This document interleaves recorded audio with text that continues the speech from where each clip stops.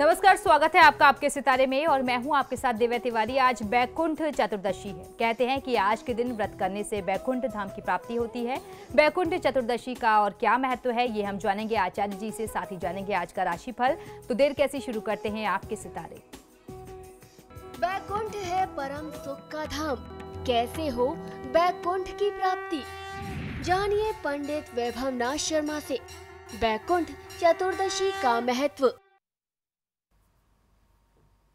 आपके सितारे में आप अपनी हर परेशानी का हल प्राप्त कर सकते हैं और अपने सवाल भी पूछ सकते हैं। स्टूडियो में साथ देने के लिए मौजूद हैं विश्वविख्यात ज्योतिषाचार्य और वास्तुशास्त्री पंडित वैभव नाथ शर्मा जी। आचार्य जी, आपका हार्दिक स्वागत है। ओम नमो नारायण। तो यदि आपके मन में कोई सवाल है तो आप भी हमें कॉल कर सकते हैं। हमारे नंबर्स लगातार आपकी टेलीविजन स्क्रीन पर फ्लैश किए जा रहे हैं। आप हमें हमारे टोल फ्री नंबर पर भी कॉल कर सकते हैं। आप हमसे सीधी बात कर सकते हैं। हमारा टोल फ्री नंबर है 180010263003। आप इस नंबर पर मुफ्त में कॉल करें। इसके अलावा आप हमें हमारे लैंडलाइन नंबर्स 012046463332 और 012046463327 पर भी कॉल करके हमसे सीधी बात कर सकते हैं। तो चलिए, इससे पहले कि 12 राशियों का राशिफल जाने, सबसे पहले आचार्य जी से जान लेते हैं आज का पंचांग। जी बिल्कुल, आज का पंचांग इस प्रकार है। विक्रम संवत 2071 मास चल रहा है कार्तिक, और कार्तिक मास के शुक्ल पक्ष की आज त्रयोदशी उपरांत चतुर्दशी है। चतुर्दशी तिथि का आज क्षय हो रहा है। नक्षत्र है रेवती, योग है व्रज और करण है तैतिल। और उसके साथ साथ आज व्रत पर्व और त्योहार मना रहे हैं। इसे वैकुंठ चतुर्दशी के नाम से जानते हैं। साथ ही इस तिथि को विश्वेश्वर व्रत के नाम से जानते हैं। तो क्या है वैकुंठ चतुर्दशी का महात्म, क्यों कहते हैं इस तिथि को विश्वेश्वर व्रत, क्या है इस तिथि की महिमा, ये सारी जानकारी मैं आपको दूंगा आज के महा उपाय में। तो ये तो था आज का पंचांग। चलिए अब जान लेते हैं 12 राशियों का हाल। आज का दिन उनका कैसा रहने वाला है। सबसे पहले बात करेंगे मेष राशि की। मेष राशि वाले जातक लोगों को आज आपको अपने स्वास्थ्य और फिटनेस पर ध्यान देना चाहिए। कार्यक्षेत्र में उत्साह और विश्वास बनाए रखें। खर्च में अनावश्यक वृद्धि ना होने दें। आज के दिन को शुभ बनाने के लिए ओम विधये नमः मंत्र का 108 बार जाप कर लेना आपके लिए सर्वोत्तम होगा। निर्णय लेने में बहुत जल्दीबाजी नहीं करना चाहिए। चलिए अब देख लेते हैं कैसा रहेगा वृषभ राशि वाले जातकों के लिए उनका आज का दिन। वृषभ राशि वाले जातक लोगों के लिए आपने अपने लिए जो कार्यक्षेत्र चुना है उसमें सफलता पाने के लिए आपको आज जी तोड़ प्रयास करना होगा। आपको अपनी मंजिल अवश्य मिल जाएगी, सफलता अवश्य प्राप्त होगी। आज के दिन को शुभ बनाने के लिए ओम विघ्न राजाय नमः मंत्र का 108 बार जाप कर लेना आपके लिए सर्वोत्तम होगा। कार्यक्षेत्र में पार्टनर से वाद विवाद या झगड़ा वर्तमान समय में नहीं बढ़ाना चाहिए। अब देख लेते हैं आज की तिथि को शुभ बनाने के लिए मिथुन राशि वाले आज क्या करें और क्या ना करें। मिथुन राशि वाले जातक लोग आज आप अपने करियर को लेकर के बहुत बड़ी दुविधा में होंगे। अच्छी तरीके से सोच विचार कर लें और अंत में वही निर्णय करें जिसमें आपको खुशी मिलती हो, जिसके लिए आपका मन आपको आज्ञा देता हो। आज के दिन को शुभ बनाने के लिए ओम वाणी प्रदाय नमः मंत्र का 108 बार जाप कर लेना आपके लिए सर्वोत्तम होगा। कार्यक्षेत्र से जुड़ी हुई जिम्मेदारियों की अनदेखी आज मत करिएगा। चलिए अब देख लेते हैं कर्क राशि वाले जातक आज के दिन को शुभ बनाने के लिए आज क्या करें और क्या ना करें। कर्क राशि वाले जातक लोगों के लिए आज कुटुंब में, परिवार में, भाई बंधु के साथ, बहन के साथ, कुछ बंधु बांधवों के साथ तनाव संभावित दिखाई देता है और खर्च की स्थिति भी बहुत ज्यादा रहने वाली है। तो खर्चों पर नियंत्रण करने की आवश्यकता आपके लिए आज बनती है। आज के दिन को शुभ बनाने के लिए ओम वागीशाय नमः मंत्र का 108 बार जाप कर लेना आपके लिए सर्वोत्तम होगा। आपके कार्यक्षेत्र से जुड़ी हुई जो गुप्त बातें हैं आपको हर किसी से चर्चा नहीं करनी चाहिए। अब देख लेते हैं क्या कह रहा है सिंह राशि वालों के लिए उनका आज का राशिफल। सिंह राशि वाले जातक लोगों के लिए आज की दिनचर्या में ऐसा भी हो सकता है कि जिसने कभी आपको कोई भावनात्मक ठेस पहुंचाई हो, आपके दिल को चोट पहुंची हो, उस व्यक्ति के कारण आज वह व्यक्ति अचानक से एकदम से आपके सामने आ जाए और अपने लिए क्षमा याचना करने लगे। ऐसे में आपको क्षमादान दे देना चाहिए और आगे बढ़ना चाहिए। पुरानी बातों को भूलना चाहिए, लेकिन ध्यान रखना है कि उस व्यक्ति को अपने साथ दोबारा जोड़ना नहीं है। माता पक्ष और किसी भी प्रकार की संपत्ति की स्थिति आज आपके लिए बहुत क्षतिदायक रहने वाली है। तो बाकी सारी चीजों से ध्यान हटा करके अगर इस तरफ लगाते हैं तो आपको फायदा मिलेगा, आप नुकसान को रोक पाएंगे। आज के दिन को शुभ बनाने के लिए ओम वरदाय नमः मंत्र का 108 बार जाप कर लेना आपके लिए सर्वोत्तम होगा। मानसिक थकान और उदासीनता को आप अपने ऊपर हावी मत होने दीजिए। अब देख लेते हैं क्या कह रहे हैं कन्या राशि वालों के लिए उनके आज के सितारे। कन्या राशि वाले जातक लोगों के लिए परिवार में जो अनबन चल रही थी उसे आज दूर करने का दिन है। अपने और जीवन साथी के स्वास्थ्य पर ध्यान देने की आवश्यकता है। नौकरी में आपको अपने अधिकार का पद मिलेगा। आज शारीरिक स्वास्थ्य भी अच्छा रहेगा तथा मानसिक रूप से आपको प्रसन्नता रहने वाली है। आज के दिन को शुभ बनाने के लिए ओम लंबोदराय नमः मंत्र का 108 बार जाप कर लेना आपके लिए सर्वोत्तम होगा। आज ऐसा कोई भी व्यवहार ना करें जिससे किसी के दिल को, किसी की भावना को ठेस पहुंचे। चलिए अब देख लेते हैं तुला राशि वालों का आज का दिन कैसा रहने वाला है और कैसी है उनके सितारों की चाल। तुला राशि वाले जातक लोगों के लिए किसी भी विवाद में पड़ने से आज आपको बचना चाहिए। आर्थिक मामलों में थोड़े विलंब से आप चिंतित ना हो तो आपके लिए ज्यादा अच्छा होगा। आज के दिन को शुभ बनाने के लिए ओम रमाचिरताय नमः मंत्र का 108 बार जाप कर लेना आपके लिए सर्वोत्तम होगा। भाई बंधु के साथ वाद विवाद करने से आज बचना चाहिए। चलिए तो अब जान लेते हैं वृश्चिक राशि वाले जातक आज के दिन को अच्छा व्यतीत करने के लिए आज क्या करें और क्या ना करें। वृश्चिक राशि वाले जातक लोगों के लिए आज की दिनचर्या में आपको तैयार रहना चाहिए किसी बड़ी चुनौती को स्वीकार करने के लिए। नौकरी में आपको प्रगति मिलेगी। पदोन्नति के योग आपके लिए बनते हैं। आज के दिन को शुभ बनाने के लिए ओम मूषक वाहनाय नमः मंत्र का 108 बार जाप कर लेना आपके लिए सर्वोत्तम होगा। यह समय निवेश के लिहाज से बहुत अच्छा नहीं है तो अन्यथा आपको निवेश से बचना चाहिए। अब देख लेते हैं क्या कह रहा है धनु राशि वालों के लिए उनका आज का राशि फल। धनु राशि वाले जातक लोगों के लिए आज की दिनचर्या में आपको कोई व्यक्ति गुमराह कर सकता है। आपको किसी भी गलत व्यक्ति का गलत कार्य में, गलत काम में उसका साथ नहीं देना चाहिए। ऐसे लोगों से आप बचें। विद्यार्थी वर्ग को विद्याभ्यास में आज अच्छा प्रदर्शन करने का अवसर मिल सकता है तो पूरी मेहनत से पढ़ाई लिखाई करिए, अच्छे परिणाम आएंगे। घर में शांतिपूर्ण वातावरण बना रहेगा। आज के दिन को शुभ बनाने के लिए ओम मुनि स्तुत्याय नमः मंत्र का 108 बार जाप कर लेना आपके लिए सर्वोत्तम होगा। किसी गरीब व्यक्ति का या उसकी परिस्थिति का अनादर ना करें। अब देख लेते हैं क्या कह रहे हैं मकर राशि वालों के लिए उनके आज के सितारे। मकर राशि वाले जातक लोगों के लिए आज ऐसा भी हो सकता है कि किसी मित्र को आपकी कोई बात बुरी लग गई हो तो आज उस व्यक्ति से आज आप क्षमा मांग सकते हैं। क्षमा याचना के लिए आज का दिन आपके पक्ष में है। दैनिक कार्यों में कुछ अवरोध आएगा, उससे मन को निराश मत करिए। आज के दिन को शुभ बनाने के लिए ओम माइने नमः मंत्र का 108 बार जाप कर लेना आपके लिए सर्वोत्तम होगा। क्रोध करने से बचना चाहिए। चलिए तो अब जान लेते हैं कुंभ राशि वाले जातक आज के दिन को शुभ बनाने के लिए आज क्या करें और क्या ना करें। कुंभ राशि वाले जातक लोगों के लिए आज आपके दिमाग में कोई बहुत बढ़िया आइडिया, बढ़िया विचार आ सकता है जो आपके करियर के लिहाज से आपके लिए बहुत शुभ फलदायी सिद्ध होगा। काल्पनिक दुनिया की सैर द्वारा आप अपनी सृजनात्मक शक्ति में कुछ नएपन का संचार कर सकते हैं। आज के दिन को शुभ बनाने के लिए ओम भक्ति प्रियाय नमः मंत्र का 108 बार जाप कर लेना आपके लिए सर्वोत्तम होगा। आज किसी की निंदा करने से बचना चाहिए। अब बारी है आखिरी राशि की, जान लेते हैं कैसा रहेगा मीन राशि वालों के लिए उनका आज का दिन। मीन राशि वाले जातक लोगों के लिए आज आपके जीवन में कोई ऐसा बदलाव आ सकता है जो आपके जीवन को लंबे समय तक शुभ मायनों में प्रभावित करेगा। इस समय में सोच विचार और मजबूत होने वाला है। जो भी आप अपने विवेक से निर्णय करेंगे आपके पक्ष में होगा। आज के दिन को शुभ बनाने के लिए ओम भक्त विघ्न विनाशनाय नमः मंत्र का 108 बार जाप कर लेना आपके लिए सर्वोत्तम है। उत्साह में किसी भी प्रकार से कमी मत आने दीजिए। और इस वक्त एक कॉलर हमारे साथ जुड़ गए हैं, अजय जुड़ गए हैं। अजय कहां से बोल रहे हैं आप, अपना सवाल पूछिए। अजय क्या आपको मेरी आवाज मिल पा रही है? चलिए लगता है अजय से हमारा संपर्क नहीं हो पा रहा है। एक कॉलर हमारे साथ कुलदीप इस वक्त जुड़ गए हैं। कुलदीप कहां से बोल रहे हैं आप, अपना सवाल पूछिए। मैं झुंझुनू से बोल रहा हूँ। जी बताएं, जन विवरण दीजिए। हाँ जी, जन का विवरण दीजिए। और मैं थोड़ा दुविधा में हूँ जी, इसलिए मैं जो भी काम करता हूँ वो नहीं बन पाता है। ठीक है, आप मुझे अपने जन का विवरण बताइए। 1/5/1987। जी, जन्म का समय और स्थान भी बताएं। जन्म का स्थान झुंझुनू है जी, और रात को 9 बजे। जी। हाँ जी।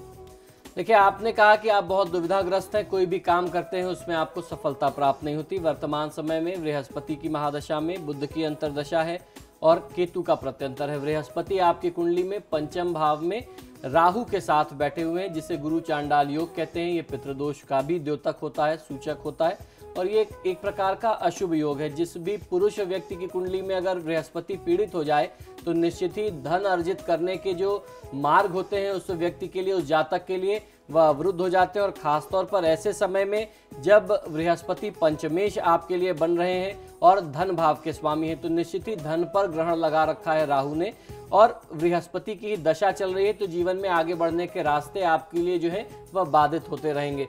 तो सबसे पहला काम करना चाहिए कि बृहस्पति और राहु के वैदिक मंत्रों का जाप करा करके दोनों ग्रहों की आप शांति कराएं और नियमित दिनचर्या में भगवान विष्णु की पूजा आराधना करें। आज का दिन भगवान विष्णु की साधना के लिए सर्वोत्तम बताया गया है।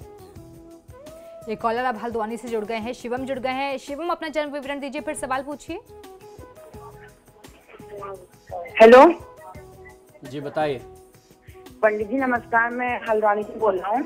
जी नमस्कार, बताइए। पंडित जी, मैं अपने भाई के बारे में पूछना चाहता हूँ। जी, जन्म विवरण बताएं। उसका है वो 27 नवंबर और 1982।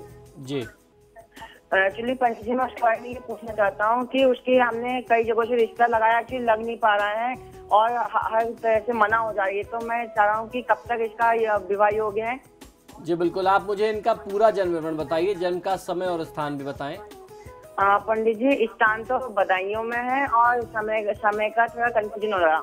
जी देखिए, समय के कंफ्यूजन में अगर आप विवाह से संबंधित कोई एकदम सटीक फलादेश चाहते हैं तो इसके लिए मैं क्षमा चाहूंगा।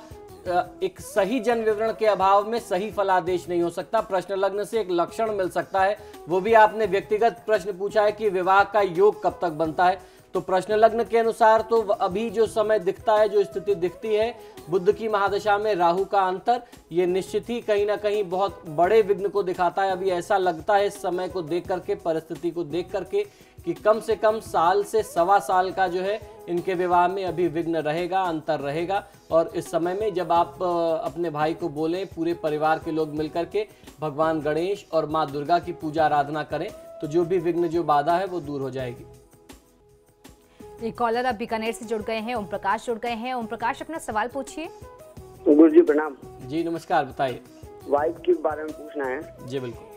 उनकी डेट ऑफ बर्थ है 21 नवंबर 1971। जी।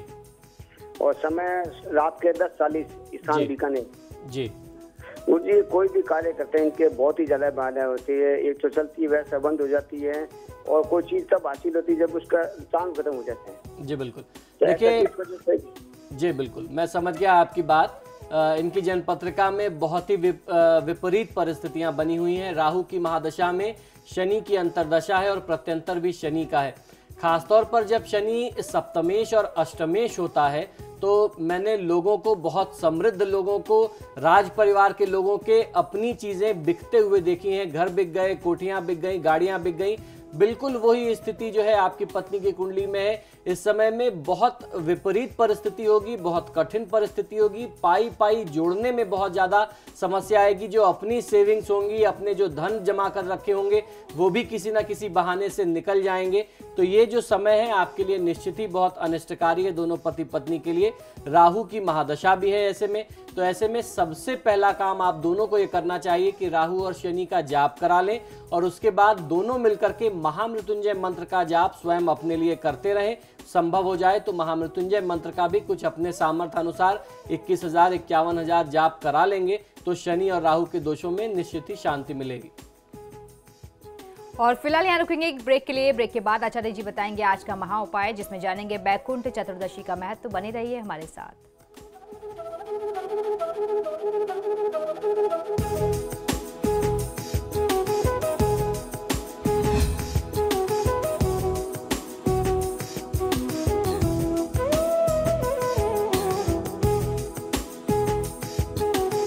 ब्रेक के बाद एक बार फिर से आपका स्वागत है। चलिए अब आचार्य जी से जान लेते हैं आज का महा उपाय।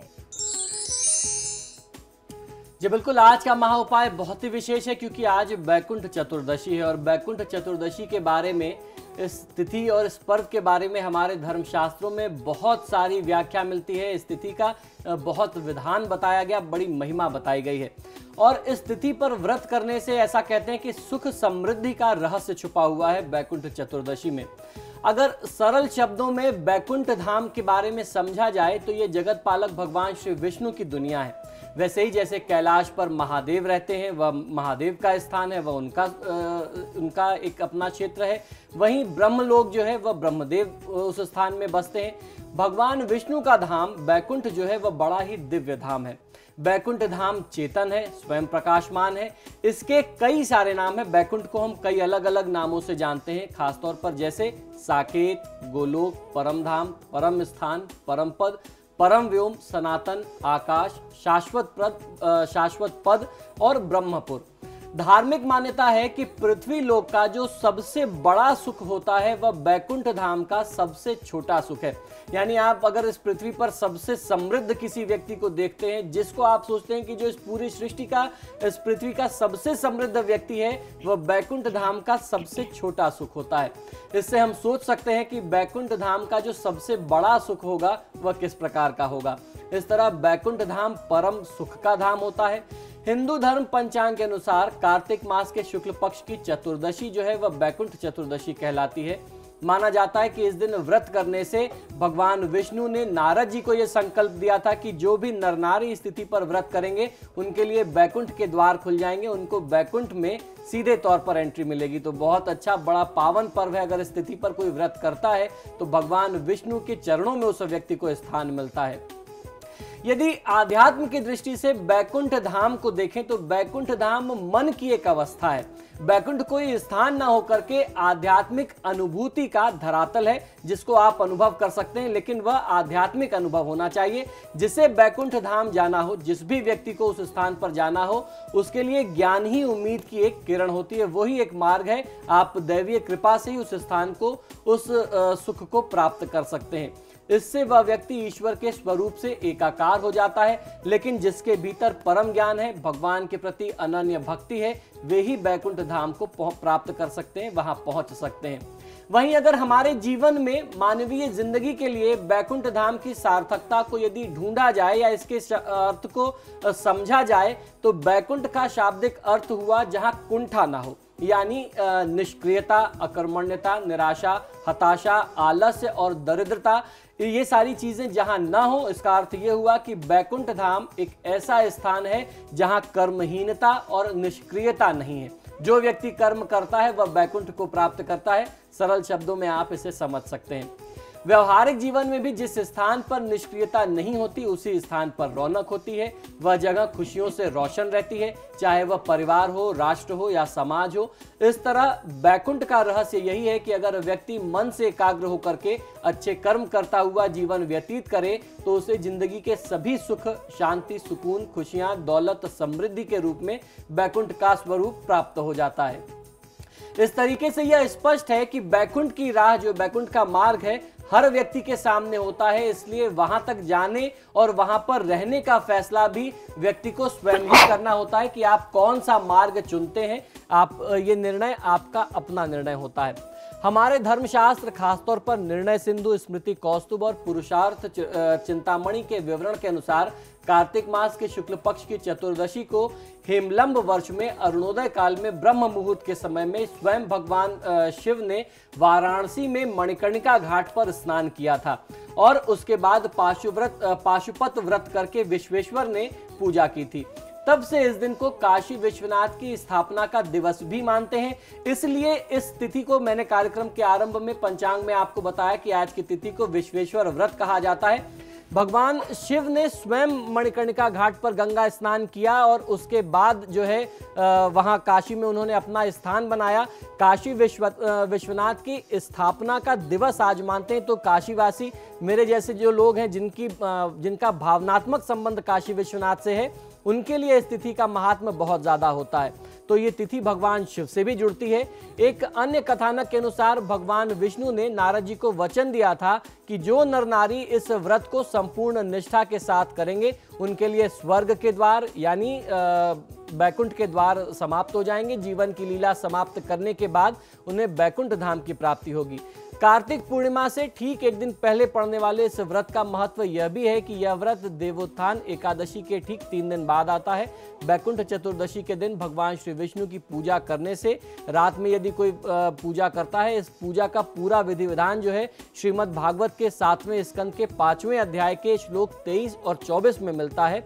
इसमें कहा गया है कि श्रवण कीर्तन विष्णु स्मरण याद सेवनम अर्चन वंदन दास्य साख्यमातम निवेदनम, अर्थात कथाएं सुन करके, कीर्तन करके, नाम स्मरण करके विष्णु जी के मूर्ति के स्वरूप के समक्ष सखा भाव से अपने आप को श्री विष्णु जी को जो व्यक्ति समर्पित करे उसे इस तिथि का लाभ मिलता है। इस तिथि के बारे में एक कथा और मिलती है कि भगवान विष्णु ने इस तिथि पर भगवान महादेव की पूजा आराधना की। भगवान शिव ने भगवान विष्णु की परीक्षा ली। परीक्षा ऐसे ली कि भगवान विष्णु जो है भगवान शिव का 108 अर्चन करने के लिए कमल पुष्प लेकर के आए और भगवान शिव ने अपने चमत्कार से उसमें से एक कमल के पुष्प गायब कर दिए। अब भगवान विष्णु साधना के बीच में तो दुविधा में पड़ गए कि अब क्या करें, तो कम हो गया। तो भगवान विष्णु को ध्यान आता है कि उनको लोग कमल नयन कहते हैं, तो उन्होंने कटार से अपने एक नयन निकाल करके महादेव शिव को अर्पित करने का साहस किया, ऐसा सोचा। जैसे ही उन्होंने ये विचार किया और उसके लिए आगे बढ़े तो भगवान महादेव वहां प्रसन्न होते हैं और कहते हैं कि प्रभु आज की तिथि बड़ी महत्वपूर्ण है, आज आपकी परीक्षा सफल हुई है और इस तिथि पर जो भी व्रत करेगा मेरे आशीर्वाद से, आपके आशीर्वाद से उसे बैकुंठ धाम की प्राप्ति होगी, वह आपको प्राप्त कर सकता है। तो इस प्रकार से इस तिथि का महात्मा हमारे धर्मशास्त्रों में बहुत बताया गया है। आज का महाउपाय इसी के साथ ही हमारे आज के कार्यक्रम में फिलहाल इतना ही। बहुत बहुत शुक्रिया आपका दर्शकों में कॉल करने के लिए। आचार्य जी आपका भी बहुत बहुत शुक्रिया स्टूडियो में आने के लिए। जय जय श्री काशी विश्वनाथ। तो आपके सितारे में फिलहाल इतना ही। वक्त तो चला एक छोटी सी ब्रेक का। ब्रेक के उस पार भी खबरों का सिलसिला लगातार जारी है।